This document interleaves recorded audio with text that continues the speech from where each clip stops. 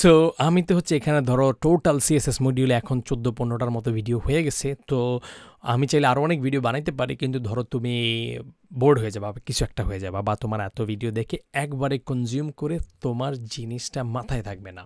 তো জিনিসটা তোমার যেটা চিন্তা করতে হবে যে কিছু জিনিস তুমি এক ধাক্কায় শিখবা এবং ওইগুলো যতটুকু সম্ভব মাথায় রাখার চেষ্টা করবা। মাথায় থাকবে কিভাবে, যখন ওই জিনিসগুলো তুমি বিভিন্ন ছোটোখাটো সাইটে এখানে সেখানে তুমি অ্যাপ্লাই করতে শুরু করবা। এবং আমি যেটা চাই সেটা হচ্ছে, ধরো আমি কটা জিনিস দিলাম, আর তুমি যদি আরও আগ্রহী থাকো তুমি আরও 2-3টে হোমওয়ার্ক করো। তার মধ্যে তুমি একটা জিনিস ঘাটাঘাটি করে দেখো যে সিএসএস এর ওভারফ্লো জিনিসটা কি।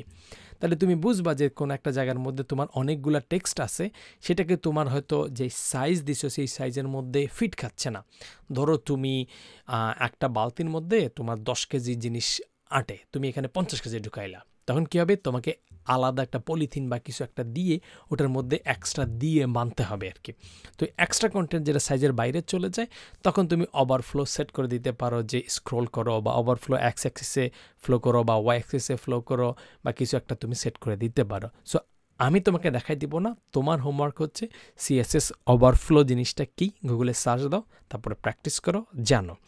সেকেন্ড জিনিসটা হচ্ছে রেসপন্সিভনেস করার জন্য তোমাকে আরেকটা জিনিস করতে হবে, যেটা আমরা বুটস্ট্র্যাপে রেসপন্সিভ করার সিস্টেমটা দেখাই দিব, কিন্তু তুমি যদি কোনো কারণে ম্যানুয়ালি করতে চাও তাহলে তোমাকে মিডিয়া কোয়ারি দিয়ে করতে হবে।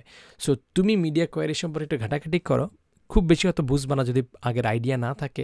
তারপর তুমি ঘাটাঘাটি করো মিডিয়া কোয়ারি কি, 2-একটা ব্লগ পড়ে ফেলো, হালকা একটু আইডিয়া থাকুক, পরে যখন কখনো দরকার পড়বে বাকিটা শিখে ফেললাম।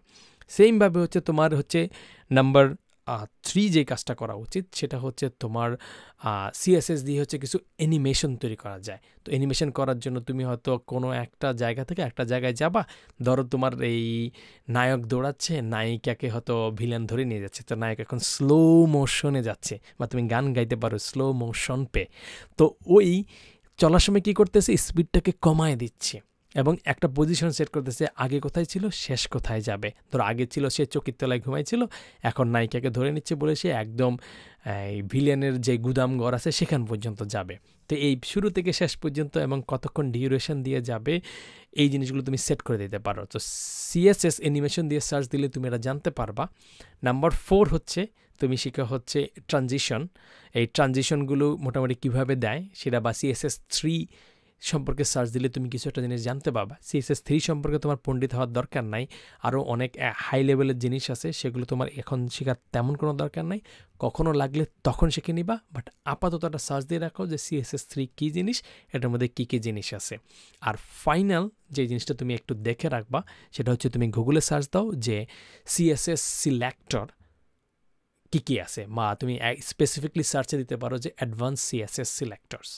তো এইটাকে তুমি যখন হচ্ছে সার্চ দিবা তখন তুমি কিছু জিনিস জানবা, তার হচ্ছে 90% জিনিসে তোমার মাথার উপর দিয়ে চলে যাবে, কোনো সমস্যা নাই। এটা আবার দেখো, ফিউচারে যদি তোমার কোনো একটা এলিমেন্টকে সিলেক্ট করে ওখানে কোনো একটা স্টাইল অ্যাপ্লাই করতে তোমার মাথা গরম হয়ে যায়, তখন তুমি জানবা যে আচ্ছা অ্যাডভান্স সিএসএস সিলেক্টর দিয়ে আমি সার্চ দিই, তাইলে আমি কোনো একটা স্পেসিফিকভাবে কোনো একটা এলিমেন্টকে সিলেক্ট করে নিতে পারি কিনা, বা কোনো একটা স্টাইল অ্যাপ্লাই করতে পারি কিনা।